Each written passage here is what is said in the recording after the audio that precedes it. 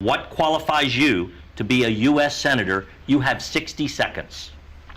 Hi, good night, everybody. Hey, everybody, it's me, Senator John Fetterman, and I just want you to know that I'm back and I'm feeling great, 100%.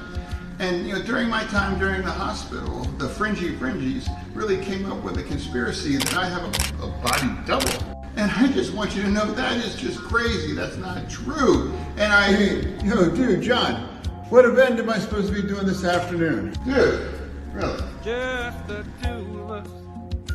Hey, everybody, it's Bob Casey's birth. Come on, man. Can we all just cheer for him?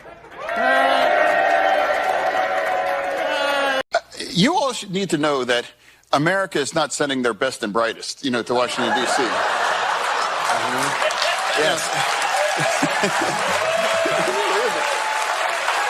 Like, sometimes you literally just can't believe, these people are making the decisions that are, determining the government here. It's actually scary. Being anti-union is anti-American. What is wrong with demanding for an easy, safe kind of their income, a path to a safe place for them to win? Hey, Bob Casey. John Fetterman. Hey, everybody. Hey, last year you all helped elect John Fetterman to the United States Senate. I need your help in 2024. Please chip in whatever you can. I'm telling you how serious it is that we make sure we keep Bob Casey in the Senate right now. Can you help chipping in a couple bucks to make sure we keep Bob Casey right here in this Senate right now? Bob Casey. Thanks, John Fetterman. Is it staggering? Is it a staggering responsibility that the head of a bank could literally crash our economy? It's astonishing. That's like if you have, and they also realize is that now they have a guaranteed way to be saved by how, So isn't it appropriate that this kind of control should be more stricter to prevent this kind of thing from going? Or should we just go on and start bailing and sailing whoever bank, regardless of how their conduct is?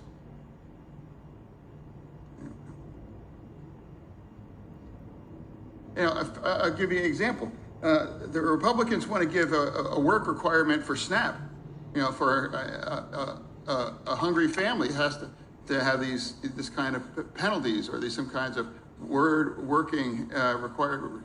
Shouldn't you have a working requirement after we sail your bank with billions of your bank? Because they seem to be more preoccupied than SNAP and requirements for works for hungry people, but not about protecting the taxpayers, that will bail no matter whatever does about a bank to crash it.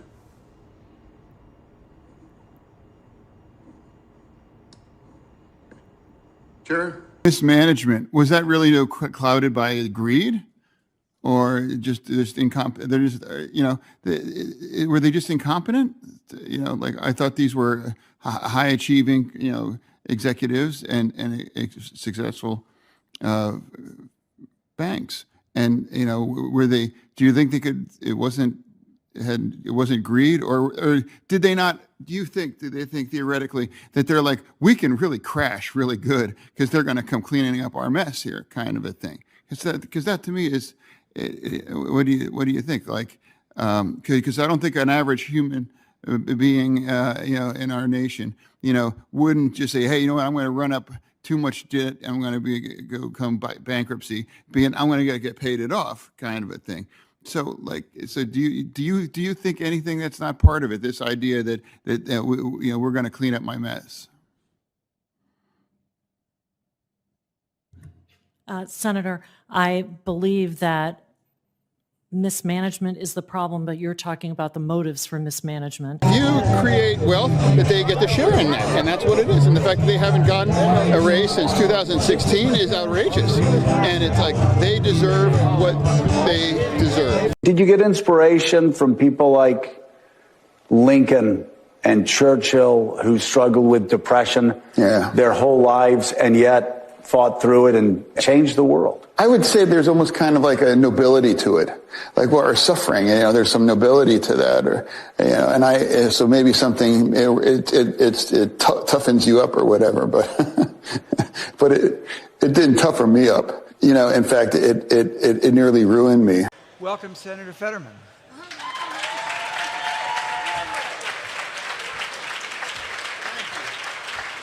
Hey, hello, everybody. Sometimes with politicians, we read the room, and I'm looking around, and I can tell that people are wanting for another 25-minute speech right now, so I'm going to get one ready. Often, brevity is a blessing, and I will do that for you. One of the truisms of Pennsylvania is ag is king. Ag is king. I'm not really that much of an interesting kind of person. But why I might be interesting to this room is that I am a United States Senator, and I have a seat on the Aggregation Committee, and I'm also the chairman of the Nutrition Subcommittee as well, too. And that's what I'm all going to do for you. So I really don't have much else to say, that I am going to be fighting for every one of you and fighting for Pennsylvania to have the best farm bill coming out of the United States Senator here. So I just want to...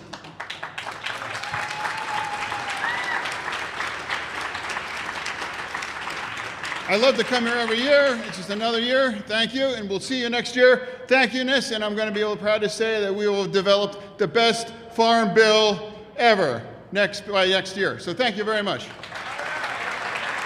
90% of the time, I have no idea what the f*** I'm talking about. I call to this hearing of the U.S. Senate Subcommittee and Food and Nutrition, Specialty Crops, Organics, and Research to order. Chairwoman Stabenow. And Ranking Member Boozman, thank you so much for coming. I thank you for your leadership on this committee, and I look forward to working with you to pass a farm bill. A farm bill that works for small farmers, rural communities, and hungry Americans. I would also like to thank my ranking member, Senator Braun. I look forward to working closely with you. SNAP is one of the most effective programs to fight hunger and poverty in the country. In my time and effort in IFAS, as the mayor of Braddock to lieutenant governor to now, I have heard from Pennsylvanians about their support for SNAP. Hunger is not a Republican or a Democrat issue. It's all of our issue that we have to take it on.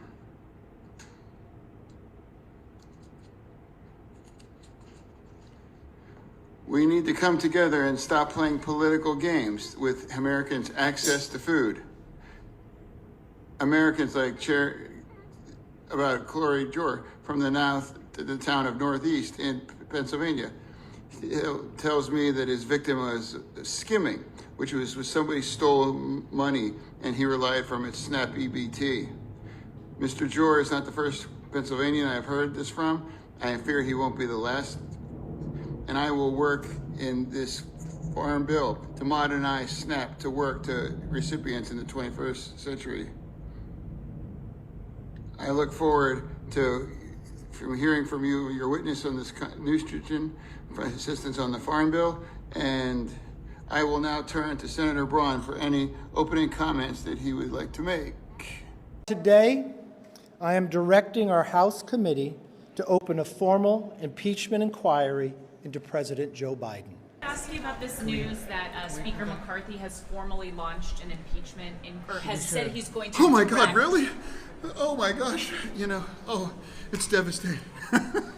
Ooh, don't do it. Please don't do it. Oh no, oh no. run back to the office, but Let me start with the most important matter facing our country at this dire moment, which is the matter of the Senate dress code, which has recently been changed. Of course, yes, yeah, no, of course. I've heard that some people are upset about that, and the right have been like losing their mind. You know, they're just like, oh my God, really? You know, dogs and cats are living together, and you know, like I said, aren't there more important things we should be talking about rather than if I dress like a slob? Yes, Marjorie Taylor Greene said that Senate no longer enforcing a dress code for senators is to appease Fetterman is disgraceful. Dress code is one of society's standards that set etiquette and respect for institutions. Stop lowering the bar. What do you say to that? Well, you know, her platform, you know, really, she runs on more and more dingling, you know, picks, you know, on in the meetings over in Congress. So again, I'm not really sure why she cares how I dress. But, you know, she really takes it a different way. The House today looks like it's falling apart. You've already got 17 no votes in that House Republican caucus saying we're not passing anything. What do you think's happening here? Yeah, you know, like I truly, I was very proud of my colleagues, you know, because they're really about governance. That's what it is. And on the other, the House, the whatever they call themselves, Team America or whatever they call themselves, I just like, bring your vote. You know, otherwise, you know, they need to go hump a different leg. I would just really like to, you know, the 95, you know, obviously that, you know, you're pretty much preoccupied with 95, and I know I certainly am too, and we know it's a major aidery, not just for Pennsylvania, but for the East Coast. And a lot of Pennsylvanians are worried that the delays in repairs bring to its standstill. We're here for one simple reason. President Biden needs to consider using the 14th Amendment if necessary. The entire GOP debt ceiling negotiation is a sad charade. And that's exactly what's wrong in Washington. We're playing with the livelihoods of millions just so the GOP can just turn the screws against hungry Americans. This is the whole reason why the 14th Amendment exists. We need to be prepared to be using it. Again, remember, say that again. We must be prepared in order to use it. And we cannot let reckless Republicans hold the economy as a hostage. And an unelected Supreme Court justice will try to blow up our economy. That's on them if they have to judge on that. So. For me, it's been a very personal issue with me. And I'm going to show this, and then I'm going to describe this to others. This is my iPhone, and this is a transcription service that allows me to fully participate in this meeting and conversations with my children and interacting with my staff. You know, I had a stroke about 18 months ago, you know, and I have lost my ability to fully process language. And I like to think I was an empathetic person, truly. But until that happened, I've raised to a whole different kind of level as well. And it's profound to know, though, that I never really considered that without this kind of technology, I couldn't watch television. And I can't imagine if I didn't have this kind of a bridge to allow me to communicate with other people effectively. Now, Fetterman is trying to ease voter concerns. Today, his campaign released a one-page note from his primary care physician, Dr. Clifford Chen, from the University of Pittsburgh Medical Center. The letter says Fetterman is recovering well from his stroke while acknowledging occasional words Fetterman will miss, which seems like he doesn't hear the word, but it is actually not processed properly. The note continues, he has no work restrictions and can work full duty in public office. The doctor said Fetterman's communication is much better than right after the stroke. And you know, because I live in a political environment, I was ridiculed and made fun of because I wasn't able to process things sometimes or say things. So I'm so sorry that I'm sure many of you had to go through this kind of thing. You know, I was lucky that I was lucky enough to go through my life the vast majority of that without this kind of disability that I have. But again, I can't imagine and how the challenges, and I admire everyone that has to kind of live with these kind of struggles and prevail over them. Your trajectory from mayor to lieutenant governor, United States senator, was still pointing up. At 53 in politics, that's a young man. Can you have aspirations? Can you serve beyond the United States Senate? Mr. Speaker, the President of the United States are telling you that you're not fit to be served. My aspiration is to take my son to the restaurant that we were supposed to go during his birthday but couldn't because I had to check myself in for depression. And being the kind of dad, the kind of husband, and the kind of senator that Pennsylvania deserves. And you can count on us to eliminate the filibuster. I will be going home and be the first time ever to be in remission with my depression. I want to thank, of course, all these supporters all across Pennsylvania, all in this room, all across the nation, everyone that chipped in $10 to help us get here. Thank you. May I ask you something? Why don't you support a humanitarian ceasefire? No, I'm with the governor's team. If you'd like, I can talk to you. No, I can talk to. I voted for him. I'm sorry, this is a democracy. It absolutely is. Yeah, but kind of, sort of. Why? 10,000 people in Gaza have been killed. Half are children. The Pope's calling for a ceasefire. The UN has called for it. I'm just asking you. You're a good guy. I voted for you. I know you're a nice guy. This is important. You need to leave. Here, can I give you a phone? Here. I asked you Senator a question. I asked him a question. He just assaulted him. He just assaulted him. You need to leave. He just assaulted him. He just assaulted him. He was just talking to him. He's assaulted him. Peasants.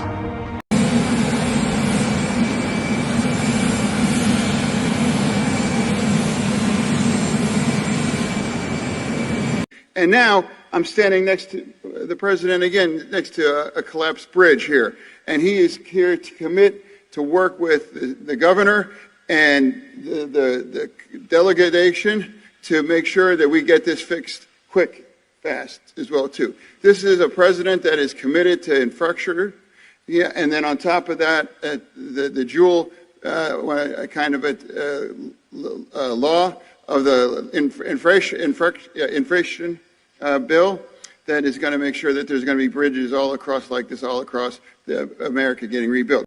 It's a pleasure to be here and to introduce my friend, Congressman Boyle Bile.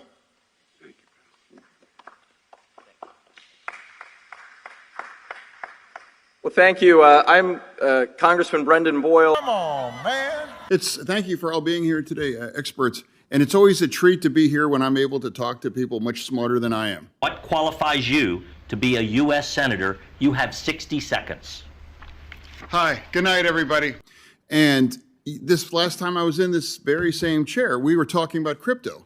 And I asked the experts and I said a couple questions, and they were kind of fundamental, and I just want to ask you as well too, as experts, should crypto exist? In other words, where should it exist? Why should it endure?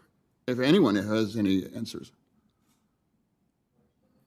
Happy to assist. Actually, that's the exact question that I was asked by the Ministry of Finance in Israel a couple of years ago. And he asked me, you know what, let's just outlaw everything, this entire crypto. It's going to be used for bad purposes. And I told him, Mr. Minister, unfortunately, the technology is out there. So it's not a question whether you like it or not. You need to manage the risk and find the ways to actually supervise that and make sure that it will be compliant. So there are good uses of crypto, financial inclusion, and many others. At the same time, we have to be very strict to make sure that the legislative framework is addressing the concerns that we have. We have to make sure that all platforms are compliant, that we have very clear rules, that all countries are enforcing them in a similar manner, and that we are not letting other countries to get off the hook and actually encourage environment in which bad actors can work. We could create, together with the FATF, a gray list of those countries and make sure that they are publicly announced, and then we'll have better, in addition to other tools, we'll have better way to monitor what's going on there rather than just, assume that it doesn't happening. Yeah, and so where does the value assigned to crypto come from? Where does it come from? Because it's really just a mathematical idea, kind of for me feels like it's a gimmick, but where does the value of that come from other than there's not somebody kind of less informed that I'll pay more than what you just, bought it for. So anyone have any thoughts on that? Well, I can answer again. I mean, there are some rationale, having a more decentralized economy and theories behind that. But I mean, at the end of the day, I think that this discussion, even if it was relevant a couple of years ago, it doesn't matter anymore because the technology is there, and it's not something that is possible now, to decide. Enough people think that there is value, and they're spending the money on it. And of course, illicit actors are using that as well, no doubt about it. So I think that the major challenge that we should focus on our energy on is how to make sure that their options are being smaller and that we're closing the gaps as much as possible these days. So let me ask you, why didn't Hamas use its American Express card to finance that awful terrorist? Why? Why wouldn't they use their Amex or PayPal? So actually, they are using bank accounts and credit cards and payment cards. I know that firsthand because many Israelis are now monitoring all campaigns, and they see that. Oh, so it's traceable then, right? Yeah. No. What I just want to say is that crypto. I don't want us to fall into the assumption that crypto will solve everything. Other traditional channels are also being used. This is all just I want to say. Yeah, well, I was just trying to drill down. It's like, of course, it seems that they used crypto because it's really difficult or impossible to trace. So is, the bug is the feature, it seems, to me. And if you are able to remove that ability to be anonymous, would crypto even endure? Because to me, it seems like whether you're financing terrorism or purchasing illicit drugs, on the dark web or other kinds of illegal things, no one's doing that, using, Apple Pay or whatever. They're using crypto. So really, is the one major reason why crypto exists is to finance things that are either illegal or they wouldn't want to be attached to that kind of a thing. Is that a fair question? I mean, I don't want to step up encouraging the industry because that's not my purpose. But it is important also to mention that because everything here is digital in many aspects, sometimes as law enforcement community, there are better monitoring tools to go on crypto and blockchains rather than cash, for example, because there are always alternative for that. So we should, I think, focus on our efforts on how to improve the monitoring resources and tools that we have, how to impose more compliance, and how to differentiate between those environments of legal and illegal activities. And there are ways to do that. And once you're putting them aside, you could have better things. By the way, there are some cryptocurrencies that you could actually confiscate from afar, from a distance, just by disabling them. So this is something like one of the solutions that some actors from private sector came up with in order to minimize the options to misuse crypto. Again, it's not that I'm supporting the industry. I'm just in a place in which it exists, and we have to find a way to deal with it, because outlawing that altogether just will create a black market that will not be able to supervise at all. And that actually I'm more afraid of than having some monitoring tool and working on improving them and making sure that law enforcement authorities may have the option. Mr. Heller, can you walk by Miami? Happens when in Pennsylvania a working family can't get insurance coverage. Come again. Can you walk by Miami? Happens when in Pennsylvania a working family can't get insurance coverage. 90% of the time I have no idea what the I'm talking about. Thank you, Senator Fetterman. Well, what happens is people can't have their home. I mean, they can't own their home, or if they're a renter, they don't have the protection they need if disaster strikes. They oftentimes don't have a place to go. They don't have coverage for loss of use if a building comes down. What is the financial benefit of proactive land use planning? Well, it means lowering the cost of risk, and that means lowering the cost of insurance. It means safer homes and safer communities. Pennsylvania has done a lot of work in investing in that front end. Either we protect homes and communities before disaster strikes, or we're rebuilding with taxpayer costs afterwards. So the protection not only is good for the communities and families, it also means that the insurance companies have less risk to bear, which means they can charge lower premiums. Okay, thank you. And I see my balance, but back to the chair. John Fetterman, not who you'd really consider a cunning or crafty tactician, is daring Republicans to impeach. Go ahead and do it. I dare you. You know, if you can find the votes, go ahead. You're going to lose. Your man has what, 3 or 4 indictments now, and you're going to. So like I said, sometimes you just got to feel colder.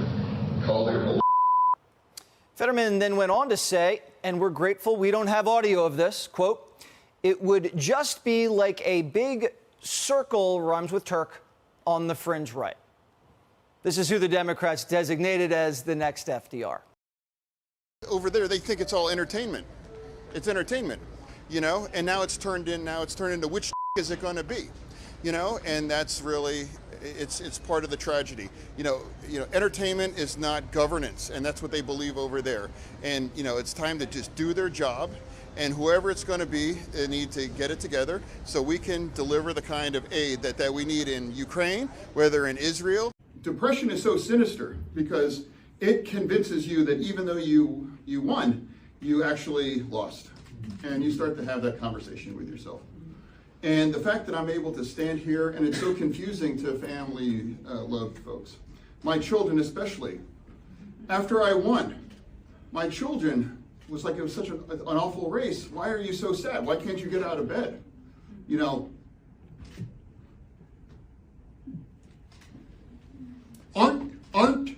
Aren't we enough of a reason to be happy? They didn't understand. And it really got darker and darker. But anyway, I was able to get help. And I have a duty and a privilege to have this conversation to anyone who wants to listen to it. And that's why I'm proud to be a part of this. And I'm grateful for it. Do you believe that there is a homeless issue in rural county across America or Pennsylvania? Yes, it's hidden though. In northern areas, very much so. There are a lot of people who couch surf, if you will, and they don't appear to be homeless because they have a place to live for the night. But it's very precarious, and they could be out on the streets any day. Anyone else agree? No, I would agree with that. I would say respective in Native communities, due to cultural mores, for lack of a better word, we more look at severe overcrowding of housing. We can have 16 individuals in a 2-bedroom house simply for the fact there is not enough housing. Individuals could be homeless, and that doesn't constitute within how we care for our community. Yeah. A supermajority of counties in my state of Pennsylvania is rural. And I have heard again and again and again that there is a real housing crisis here in rural Pennsylvania. And I've always kind of thought about the problem and just what are the different kinds of options, right now as well too. And I wanted to bring to you this idea of manufactured housing units, i.e., mobile homes. And I think that would be a very affordable kind of option. But is it fair to say that there's kind of a stigma attached to it too, where it's kind of like trailers or worse things that I'm not going to, say out loud. But I think that's a shame too, and it's really kind of strange to me too, because there's been quite a time where tiny houses were all in the raise, and urbanists and others think that's just amazing. So why not about these kind of things too? And if we do have the kind of crisis of housing in rural counties, do you really, do you really support that? That expanding financing options for people that just want manufactured housing as well too, or that never really has a path to pursue because of the stigma or that kind of a thing. People don't generally go looking for manufactured housing, and if we've been working on educating people, even our staff, to understand the difference between mobile homes and then post-76 and post-94 HUD-compliant manufactured homes that are much more energy efficient and well-built, and to think of them as a stepping stone to affordability. But they can also be improved with multi-sections, carports, garage, or porches, things like that, to look very attractive and not look like a mobile home. Yeah, I don't know. I mean, I think millions of Americans live in manufactured housing as well too, and there's nothing wrong with that. And I think that's really a very affordable kind of option for people as well too, and provides a roof over their head.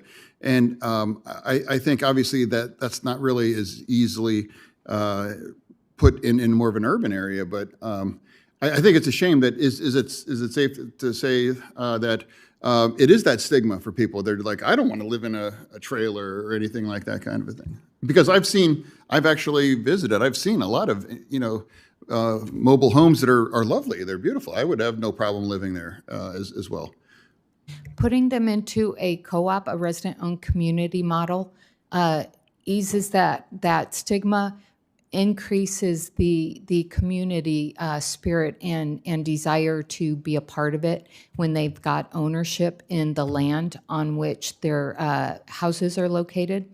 And it helps them all become much more of a neighborhood rather than just living in something next to each other. So is it a fair statement that people would rather have fewer people addressed with their housing, or having more actual traditional homes built as well too? I mean, it seems like it's really kind of a trade-off on that as well too, because I've heard for years and years and seen that there is a housing problem here across rural Pennsylvania. So these machines that we got, actually, they're robotic. And they will lay the apples gently up a conveyor, like an elevator, and come down very gently and put them right in the bin. And it'll robotically come up and down and switch to another bin. Apples gently up a conveyor. He'd be okay with overturning the Second Amendment, probably. I think he'd much rather prefer nobody has guns at all. I have an iPad I carry around, which live transcribes everything everyone's saying. But sometimes it misses stuff, or it'll just cut out based on self-service and shit. My job is to hold the iPad there, so he can pick up on everything they're saying. And we pick reporters who will paint on who will paint the narrative the way we want. Parameter to keep the animals that walk and run out. You can't keep birds out.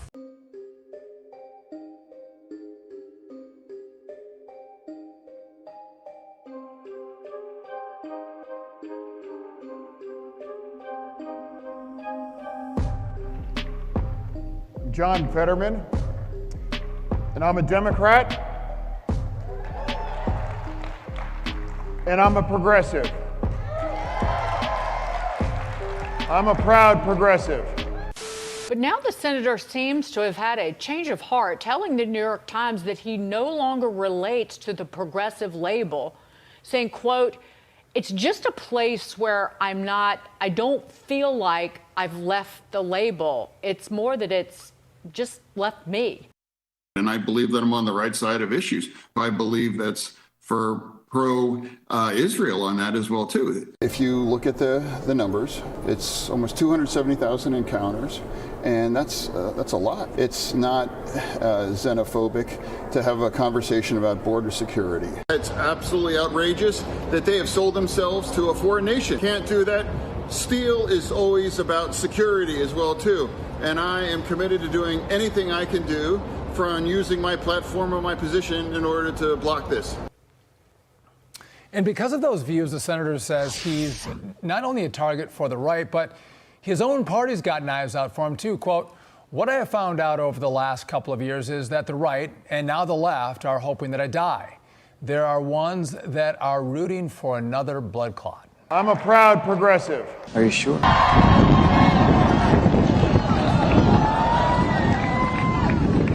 I'm running to serve Pennsylvania